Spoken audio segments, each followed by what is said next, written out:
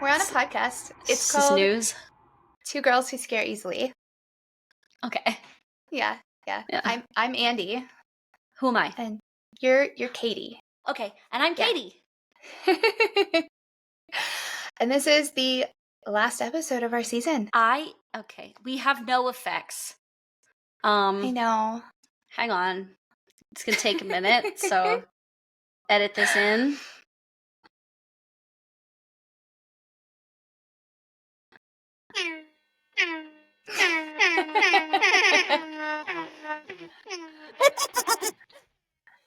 Okay.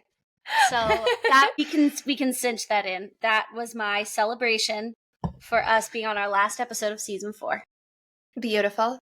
Unless it sounds like shit, then don't do that. Okay. Then yeah. So I decided for our last episode, we are going to have a bit of a share spookery of 2 different stories that both kind of have happy endings. So, yeah, that's kind of nice. cute. They're like real dark in the beginning, but then they get happy endings. So, Okay. you know, we're gonna just manifest the direction we want everything to go. Yeah. It's method podcasting, I guess. Starting out real dark. We're gonna end. Come on, people. We can do it. We can end on a high note. We can do this. Finish strong. Find your humanity. We can do this. We can finish strong. Yes. All right. So our first story is the tale of Rocky Mountain Arsenal National Wildlife Refuge. Have we heard of her? No, I was trying to find the alliteration. It's Narwhal? Never mind. It's not. No, it's... I tried something and it didn't work. Yeah. It gets shortened to like Rocky Mountain Arsenal a lot. Okay. Which is fine. So, have you been there at all? Have you heard of her? Probably been there. Not knowing the history, though I'm guessing from the fact that Arsenal is in the title, what could have possibly been made on that site previously? What were its early forms of life? I'm guessing a preschool. Yeah. An organic farm. Yes. A free-range bunny home. I'm really cute things. They made friendship bracelets there? Yes, they did. Yes, they did. It was the site of a Girl Scout cookie making factory. Am I right? Yes, and then the tragic story. No. Okay, so this refuge is just north of the former Stapleton Airport and west of DIA in Adams County. So it is kind of the east side of Denver. I think I have been hiking there. Or like, not hiking, like walking paths. They have like trails. Yeah. It spans 15,000 acres of restored prairie, wetlands, and woodlands. Originally, it belonged to the Apache, the Ute, and the Comanche. But in 1942, not a lot going on in the world. Pretty chill year. Following the attack on Pearl Harbor, the U.S. government acquired 20,000 acres for $62.4 million to establish a chemical weapons manufacturing site. I was so close with the Girl Scout cookie factory. They're basically the same thing. You could weaponize those cookies. You could. You could motivate armies with those cookies. They do. They motivate an entire army of both the public and Girl Scouts. And I'll do it every year. So, similar to Rocky Flats back in the day, they chose the site because the geographic location made it less vulnerable to attacks. Also because it was close to the airport. It's a really polite way of saying it was bumblefuck nowhere and a lot of cheap land, so no one would ever go there. And it was like too far inland for the weapons of the time to reach us. Yeah. You're like, well, this is already a shithole. What does it matter if we make it worse and poison the land? You would think they would have gone to Wyoming then. Heyo! Throwing shade. Anyway. Just kidding. Just kidding. We love you, Wyoming. We love you. You're just really cold and windy. Yeah, you're super windy. Okay. Like, it's unnecessary. It's too much. It's too much. Fix yourself. So during World War II, the arsenal manufactured 87,000 tons of chemical agents and 155,000 tons of incendiary munitions. That's a lot. These included mustard gas, napalm, white phosphorus, lewisite, chlorine gas, and sarin, nerve agent GB. Wowie zowie. Yeehaw. It's like a greatest hits list. Oh, all the things that are fucking banned. Banned. All caps. No hint, no hesitation. They're banned. It's a war crime to use them. And we're like, let's just do them all. Let's do them all, baby. All in one place. Yeah. Nothing could go wrong. Oh, God. Now, spoiler, I'm not going to leave you in suspense here. It is not a Rocky Flats situation where they had like meltdowns and everything leaking everywhere all the time. Not quite that bad. Not great, but not that bad. So, sarin, by the way, because I've heard of it, but I don't know much about it, is a clear, odorless, and tasteless liquid. It was one of the most lethal nerve agents ever developed, capable of killing within minutes by disrupting the nervous system. It actually was the only sarin manufacturing plant in the free world.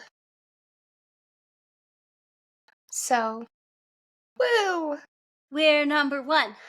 We're number one. Fun fact, the site also housed a prisoner of war camp, primarily for German and Austrian soldiers. Oh. Okay. That's what I was more familiar with. Apparently, Colorado hosted 48 prisoner of war camps during the war. And reportedly, these prisoners were treated humanely and often worked on local farms to help address labor shortages in the agricultural sector. So, we're going to take that. We're going to put a pin in that. We're going to put a pin in that and come back later. Yep, I just, scrape the surface. It's fine. But supposedly, at least at this camp in particular, they were reasonably treated, especially when compared to how we are treating prisoners currently. But whatever do you mean? Or even I don't know. Contemporaneous with the prisoner of war camps, how we corralled and imprisoned our own Japanese American citizens in internment camps, which was also in Colorado. Don't worry, different folks. Story though. We've got more. Guys, I'm something in my throat. I'm sorry. Let me just take a sip of my drink here. It's a little chilled. Your nice ice cold drink. Uh-huh. So the U.S. was also, fun enough, conducting chemical weapons experiments on Japanese American, Puerto Rican, and African American soldiers, seeking to understand racial differences in chemical exposure. There Guess it is. What? It sucks for everybody. Spoiler. Yeah. It fucks everyone up the same. Yeah. So there you go. Oh my God. After World War II, the arsenal remained active through the Cold War. From 1950 to 1952, the Army built the North Plants Complex to produce nerve agents VX and GB. And then in 1969, Richard Nixon renounced the first use of chemical weapons and all methods of biological warfare, which stopped the production and transport of chemical weapons. I did not know that was him who did that. But like the one good thing that he did? Yeah, right? So there you go. You can pull that out of your pocket now at trivia night. Okay. So then from 1967 until 1970, what were we doing? We have to get rid of all of this chemical agents now, right? And so how would you go about doing that, Miss Katie? I mean, we're not using them on people intentionally, so I would imagine that means that they just don't work. So ergo, we dump them down the drain. Right? Because it's fine. Like, we're just dumping them down the drain and then the water takes care of it. So, yes, but more direct to the end result, they were piling them on ships and then sinking them in the deep Atlantic. Love seafood. This is a bitch move.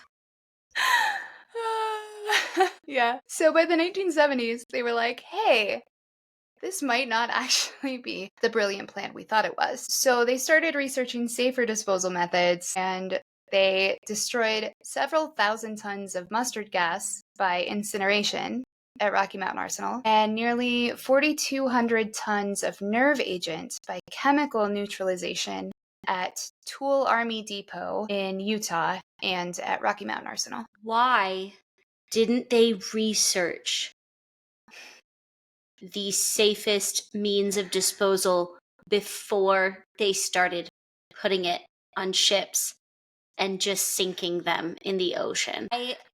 Why? They had chemists who made the weapons. Why didn't they just send them a quick memo, get them on the phone, say, hey, you made these. How do we neutralize them?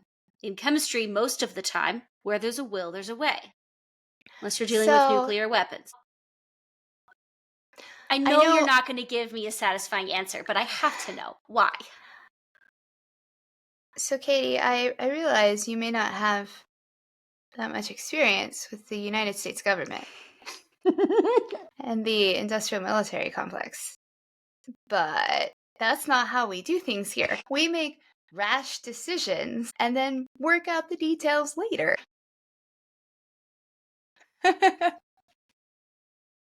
Also, another fun fact, the Pueblo Chemical Depot housed 9.9% of the U.S.'s chemical weapons stockpile back in the day.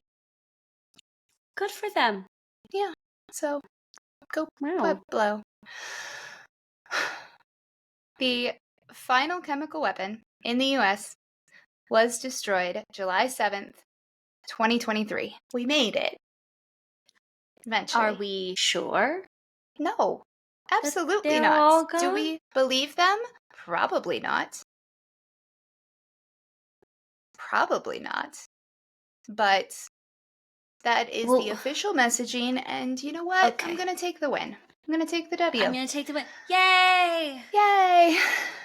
Better late than never. So this site also supported the U.S. space program by blending rocket fuel for Titan and Delta missions and for the Apollo 11 mission. Cool. Yeah. In 1961, they drilled a deep injection well nearly 12,000 feet underground to dispose of the chemical waste. And they used it until 1966, when it was linked to a series of earthquakes. Yeah. We gave ourselves earthquakes. Yes, ma'am. And then they permanently sealed it in 1985. Meanwhile, so the U.S. military is here doing its chemical warfare thing and its rocket thing.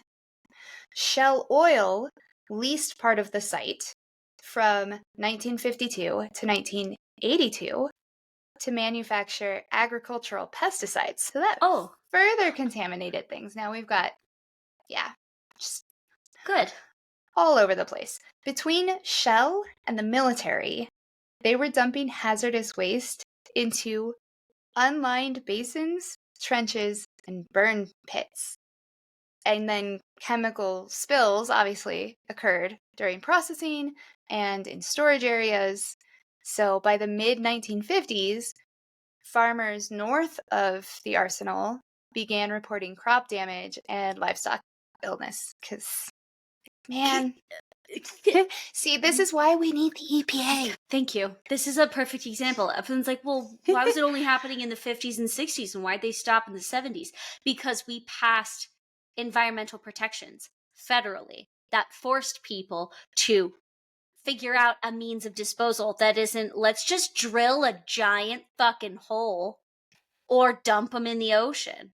That is the equivalent of flushing a goldfish down the toilet, and it's going to come back as a great white shark. I know that's not how it works. Don't at me. But then suddenly, you're like, well, how did this problem get so enormous and fearsome? It was just a little goldfish. This is how you get the Teenage Mutant Ninja Turtles. Mm-hmm. Actually, yes, this is basically their backstory. Yeah, pretty much. And I have not seen a single one of those crime fighters on the streets of Denver. So, what gives? A little betrayed. Where are our heroes in a half shell? Sorry, my brain just started trying to incorporate them into our cryptid Justice League. Okay, we'll get back to that. Yeah. Pin. So by the 1970s, the environmental toll is undeniable. More than 600 chemicals have been used or produced at the arsenal. This includes volatile organic compounds, heavy metals, organophosphate pesticides, and DIMP, a byproduct of nerve gas production. So under the Rocky Mountain arsenal, we find this lovely alluvial aquifer. In English, that's water. That is water that people would like to drink. Yeah, Groundwater, it turns out, is super high quality water. We really like to drink groundwater. So now it's contaminated, and the South Platte River is being affected by the runoff.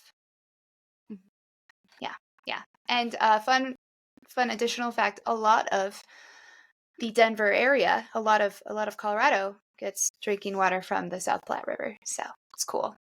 Very filtered South Platte River, but yes. So that's cool. Mm-hmm. Are there any projections as to when it won't be contaminated? We will get there. Oh. In 1987, the Rocky Mountain Arsenal was added to the National Priorities list of Superfund sites, which means that it's one of the most contaminated places in the country. And they're like, shit, we gotta fix this. Woohoo! We're number one. So the Army and Shell start conducting extensive site investigations and planning remediation. The cleanup strategy, which was finalized in 1996, involved removing contaminated soil to a depth of 10 feet, capping deeper contamination with engineered covers. So they're like, we can't get to this, we'll just cement over it and it will be fine. And constructing 2 hazardous waste landfills on site. Groundwater treatment systems were installed, and land use restrictions were imposed to prevent residential development, agriculture, or the consumption of local fish and game, which is better than they did at Rocky Flats, where they built neighborhoods. Anyway, despite these efforts, about 65 million cubic meters of groundwater remain unusable, which is just super in a time when we're running low on drinking water. Like, forever? Are they like, we don't know if this will ever be clean enough for human consumption? Yeah, pretty much. Oh, good. Pretty much. Yeah. The cost of cleanup has exceeded $2 billion, with ongoing monitoring and maintenance costs continuing indefinitely. That's why It we was can't have just a nice tiny things. little goldfish when I flushed it down the drain. I don't understand how it became this massive problem. Yeah. Now, on to the happy ending. Yay! In 1986, during the environmental investigations, workers discovered a pair of bald eagles roosting on the site. Oh, yeah. So then, President George H.W. Bush signed the Rocky Mountain Arsenal National Wildlife Refuge Act in 1992 to protect those eagles. This designated the site for conservation under the U.S. Fish and Wildlife Service. So that affected the remediation efforts. They broke it into 3 phases. So phase 1, 1996 to 1999, focused on prairie restoration, the demolition of the military infrastructure, and the creation of education facilities and trails. Phase 2, from 2000 to 2008, developed the refuge's core infrastructure, including visitor amenities. Phase 3 included the restoration of First Creek, expansion of tram routes, because apparently they have trams, which is fun. Oh. And reintroduction of native wildlife. This includes 16, well, it included, at the time, 16 American bison. Oh. And they now number over 200. That's very cool. Mm-hmm. In 2007, Dick's Sporting Goods Park, which is home of the Colorado Rapids, opened on a portion of the land that was transferred to Commerce City. I didn't realize that was built on part of the land. Mm-hmm. The Visitor Center, which opened in 2011, welcomes hundreds of thousands of visitors each year and offers an 11-mile wildlife drive with a free podcast tour. I know. 20 miles of hiking and biking trails, catch and release fishing, because you still cannot eat the fish. Okay. An archery range, a junior ranger program, and seasonal wildlife viewing and education programs. The refuge is now home to more than 330 species of wildlife, including deer, coyotes, prairie dogs, hawks, owls, and the endangered black-footed ferret, which is North America's rarest mammal. And we have them. And we have them. They love eating those prairie dogs.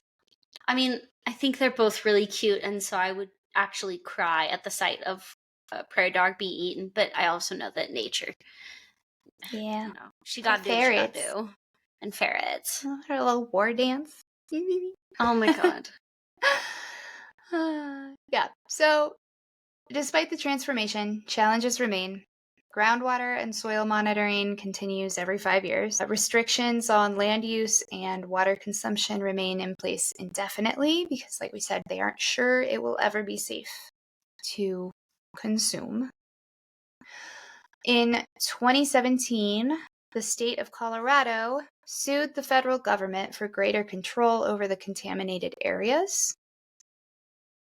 And so they took control of the refuge. Okay. So now the state of Colorado is doing its thing. The surrounding communities, which include Brighton, Commerce City, Green Valley Ranch, Henderson, and Montbello, have been provided with potable water from other sources due to concerns about the groundwater. So they're piping their water in from elsewhere.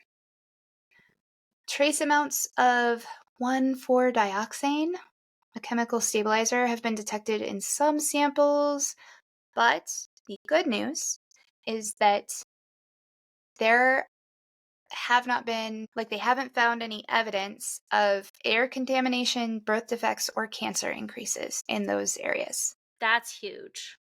And a medical monitoring program was established to track the success of exposure prevention and address public health concerns. So they are tracking it so far. It's been doing a real good job. And Good. It's apparently a delightful place. I visited once. It was nice. It's it's on the plains side. Yeah. So it's eastern Colorado. It's eastern Colorado, which is Kansas. It's Kansas. Yep. But also grasslands are like they can be gorgeous. I don't remember what I'm trying to say. Ecologically important. Yes, that's what I was. Thank you. Grasslands are vital to the overall ecosystem as a whole. Like the wetlands in Florida, where people are like, this is just marsh. No, it's not. And it is incredibly necessary to keep the whole thing going. Like, so many birds and ground animals nest there and use them as, like, the grasslands specifically. Like, they use them for breeding and for hunting, and it keeps large swaths of dirt down, which we saw what happened with the Dust Bowl when we rip all that shit up. Bad things.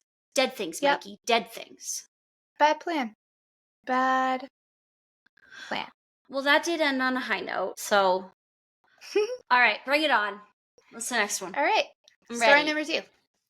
We are sticking with our nature theme for this. We're going to start... Let's see. How are we going to start? I didn't organize this one as well. Okay. God damn it. We're going to start with a quote from a Western Missouri historical record. Western Missouri. Okay. It was the year 1875 that will long be remembered by the people of at least 4 states as the Grasshopper Year. The scourge struck western Missouri April 1875 and commenced devastating some of the fairest portions of our noble Commonwealth. They gave Henry County an earnest and overwhelming visitation and demonstrated with an amazing rapidity that their appetite was voracious and that everything green belonged to them for their sustenance. So this story is about Albert's swarm, which was an immense concentration of the Rocky Mountain locusts that swarmed the western United States in 1875. My brain's dead. I was trying to think of something witty to say, but I have nothing, because I do know about this one. Okay. But I'm going to pretend like I don't. So I'll just brain dump it, which is fine because I'm really tired and it's a Thursday night. Have we received all of the plagues from Egypt in our state? Because it's rained fire and ash on many an occasion. We've received floods. We've had a plague of locusts. I don't think we've had frogs. I'll look into it. Okay. I would say that we haven't had boils, but we had COVID, which... Yeah, if we expand the definition... Yeah, if it's just a widespread illness, I mean, we've definitely had that. So the only things we're missing are darkness, water turning to blood, and then the killing of everyone's firstborn. We can get those. I'd be real bummed about that last one. Yeah. In more ways than one. I am also a firstborn. And I have a firstborn. I'd be sad. You gotta get out. That's the only choice. I mean, I gotta leave. But I love Colorado. Really, the only choice. Are you trying to get rid of me, Katie? So I've been meaning to talk to you, and I know that we're recording. There's never a good time to have this conversation. You know, someone's always gonna leave with hurt feelings. I'll just go. You can't go. I'm leaving. You can't go. I can't sit here and talk to myself. That's weird. No, you'd find a better me. No, a newer you're my me. Only friend. A younger me. That is not true. I'm going to see your other friends this weekend. Not real. You're my only history nerd friend. That's fixable. Anything's But available on the internet. people love you. I'd have to change our cover photo. Okay, I'll stay. Okay, good. I'll stay for that. Are you kidding me? I can never leave this. No. Blood in, blood out. I made a deep and committed sacrifice to our Lord, Lucifer. It's true. And to his earthly representative, Snippy. So R.I.P. R.I.P. Oh, R.I.P. Snippy. Snippy. It is our responsibility to spread his good and dark lore. Yes. And keep that covenant. So, unless you want to be smoted. Like a plague of grasshoppers sweeping through our great grassland state, so may Snippy and Lucifer's truth be told to all. Mm-hmm. Mm-hmm. And now you see I've looped it in. I love it. That was beautiful. Continue. So, let's start with some basics. What is a locust? The difference between a locust and a grasshopper is that a grasshopper remains solitary for life. However, a locust is a grasshopper species, so only some species of grasshoppers. Okay. That has the potential to swarm provided the right conditions. Okay, so all locusts are grasshoppers. Not all grasshoppers are locusts. Correct. Okay. Yes.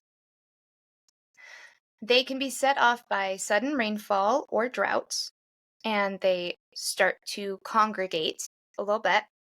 And then the closeness to each other sets off a serotonin storm in their brain, which triggers herd-like behavior. And it also literally makes them grow larger and change color. It's wild. Once they are rewired, a small group can start absorbing other individuals that they come across until they become a full-on swarm. Scientists call this mass a superorganism because they are individuals that act as a single creature. Like that fish. Is wild. Yeah. So locusts are also extroverts because they want to band together, and when you get all of them in a room, it's too much and they will destroy something. Correct. So they're like a riot. Okay. Nature is on drugs. Ain't no way. Mother Nature is high as balls when she comes up with this creature.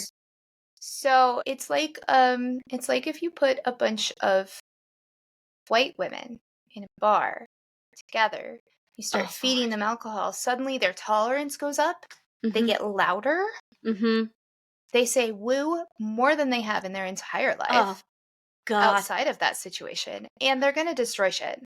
Yeah. Unlimited, a closed room, a lot of white women, and unlimited, like, pina coladas, shit's getting wrecked. They'll start absorbing other women into the group. Will. Yes, they will. You're now all in this. You all become woo girls.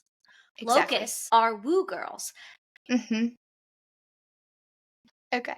So, locust swarms eat any plant in sight, and each locust eats its weight every day. So, good lord. Yeah.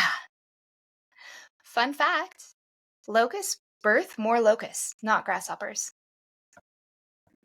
They just straight up get together, get high off each other's energy, and then change their genetic makeup. Correct. That is what everyone at Burning Man wants to do, and to my knowledge, has not accomplished. But they try. You know, Godspeed. That is, where's the difference? Spot the difference. I see none. Yep. Okay. So now that we have our background in locusology, let's Sure. meet our culprit. Why not? I mean, arachnologist was a real word, so. Yeah, an arachnogasm is going to be the greatest science fiction B movie to come out of an independently sourced Colorado production house. Correct. So, this particular locust, Menelopus spretus, also known as the Rocky Mountain locust, measures an average length of under 4 centimeters. So he's just like less than 2 inches. He's a little guy, normally. I don't actually know how big they got as locusts, but that's their average size. I mean, if you ask them, they're going to tell you 6 inches. Gotta get a sound effect machine. Under normal conditions, they inhabited the high, dry valleys of the east-facing slope of the Rocky Mountains.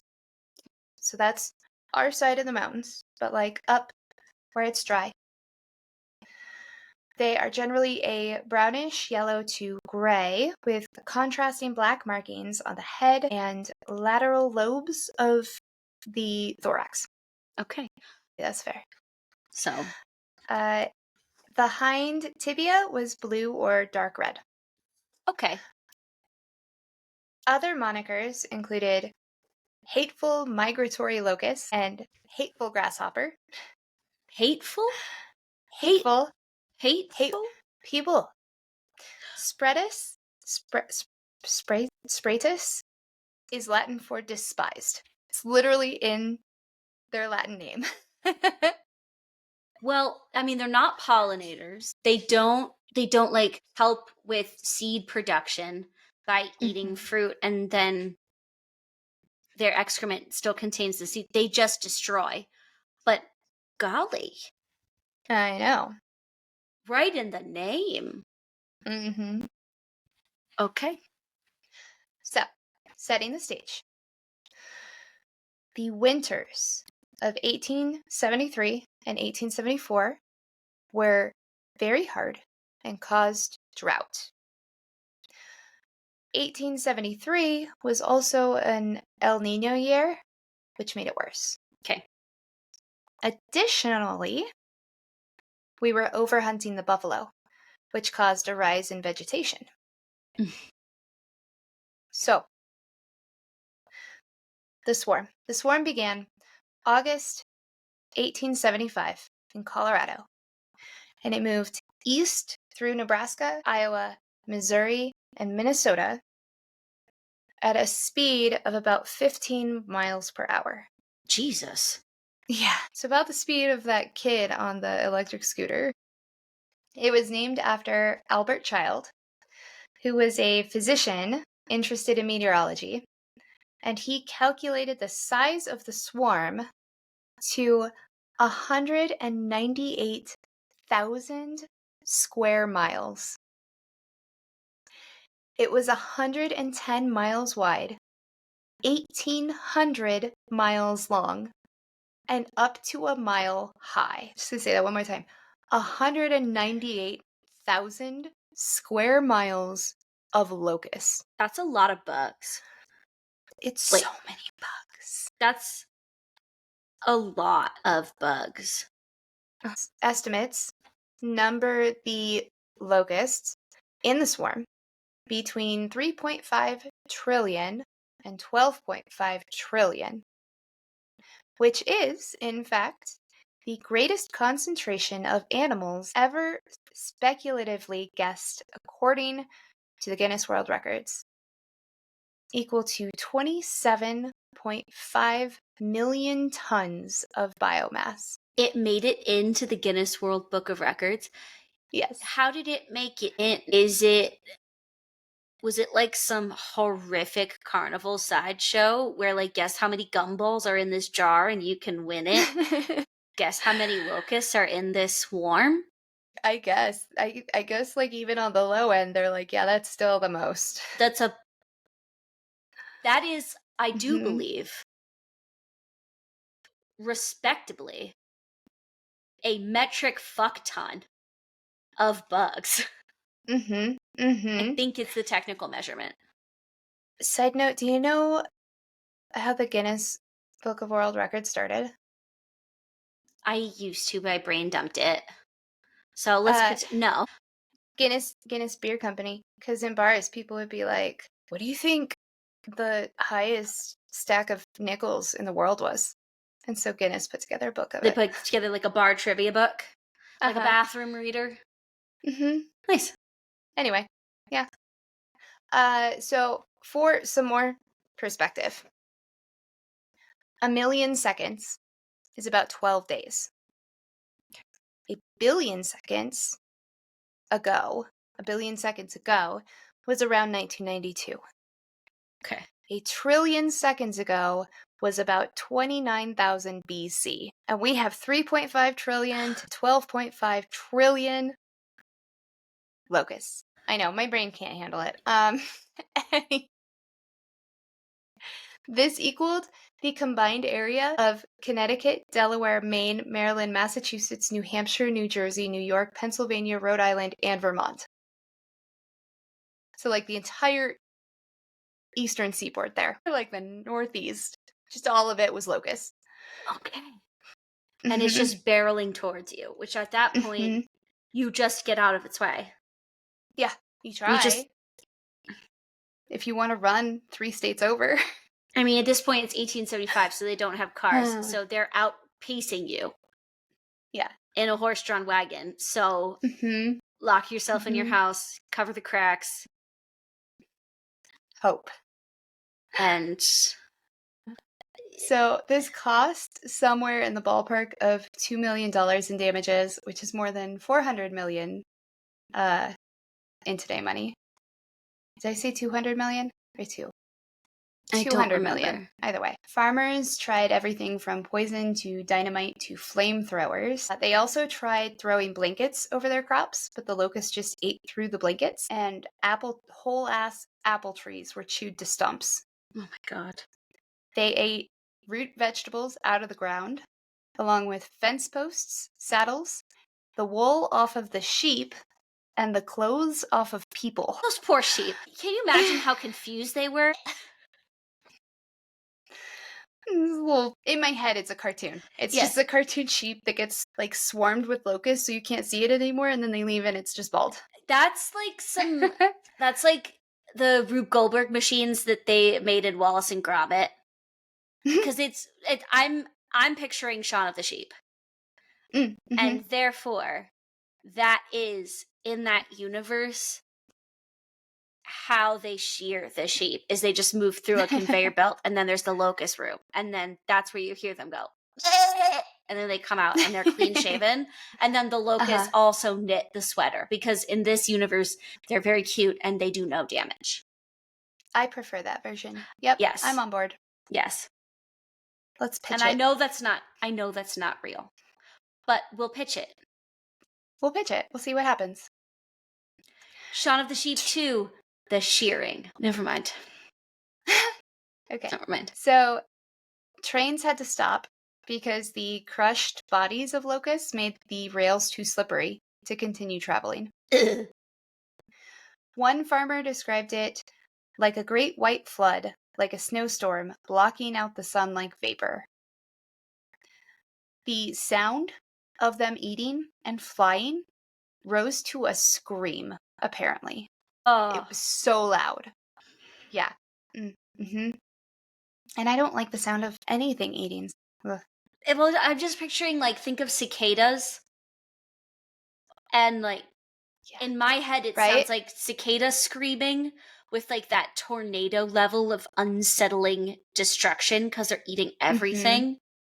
But, like, a lot of cicadas. Ugh. According to the Denver Post, Albert Swarm was the first time that the federal government stepped in to lend a hand in the aftermath of a natural disaster.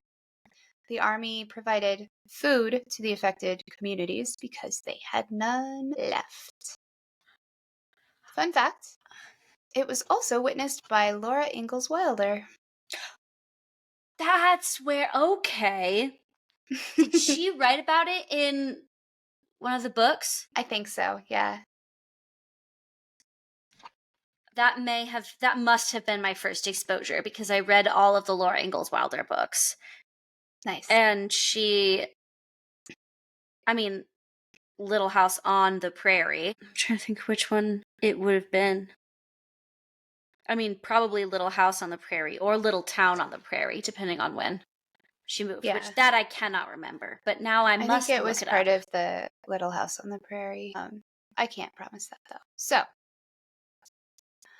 now we get to, I guess, the silver lining. The locust's native breeding habitat was high east-facing drylands in the Rocky Mountains along sandy riverbeds. This also happened to be the land that incoming farmers tilled for crops. Oh. So this killed their eggs. And it seems to have taken out enough of their breeding population that they died out by 1902. So the Rocky Mountain locust is extinct now. With this extinction, North America became the only continent besides Antarctica without a swarming locust. So that's cool and nice. I hope that they burn in hell. Mm-hmm. Like, that's one thing we got going for us. We don't have any swarms of locusts anymore. For now. There are a couple of other species of grasshoppers that seem to have the potential to swarm and have caused some infestations, but they haven't actually swarmed. We need to minority report those sons of bitches. We need to assume who can be, and then just right now. Well, and they went extinct in 1902, so it's been over 100 years since the United States has had a swarm. Or, longer than that, because presumably they weren't swarming as they were going extinct. There is a theory that there's still some in the Rockies, but they haven't been swarming, and so they haven't been recognized. Okay. So I guess, if you're going to keep to yourself like that, I'm okay. You can, but if you're going to be a harmless drug-crazed cult who really just keeps to themselves and wants to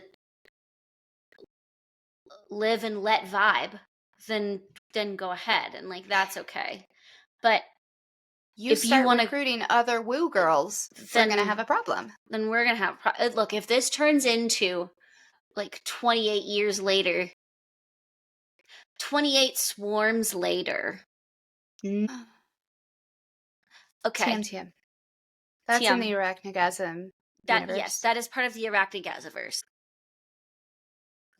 I'll figure out what the collection of all of these sci-fi movies turns out to be. We could do something pretty standard. Maybe it could just be Rocky Mountain Cryptid Collection. Ooh. And you have Arachnogasm, obviously. And then you have... I know there's already a movie out called The Swarm. So let me think for just a bit. So those were our two nature-y stories with kind of happy endings. We have ferrets and no poisoning of people, as long as you don't eat the fish. I also wouldn't recommend letting your dog swim in the water at Rocky Mountain Arsenal. And locusts are extinct in North America as far as we are aware. They're burning in hell where they belong. Yay! Yeah. Woohoo! And that wraps us up for season 4. I know we've got some pretty exciting things coming, and if you just can't wait for season 5, you just miss us entirely too much. I'm going to be posting some of our random outtakes on social media in the meantime. So, come get silly. You can find us on Instagram and TikTok and YouTube at 2 Girls Who Scare Easily with the number 2. You can also email us to tell us how creative and brilliant and funny we are. Or whatever else, at 2 Girls Who Scare Easily with the number 2 at gmail.com. I think that's it though. So, we'll see you for season 5. And until then, stay smart. Stay safe. and stay spooky. Bye. Bye.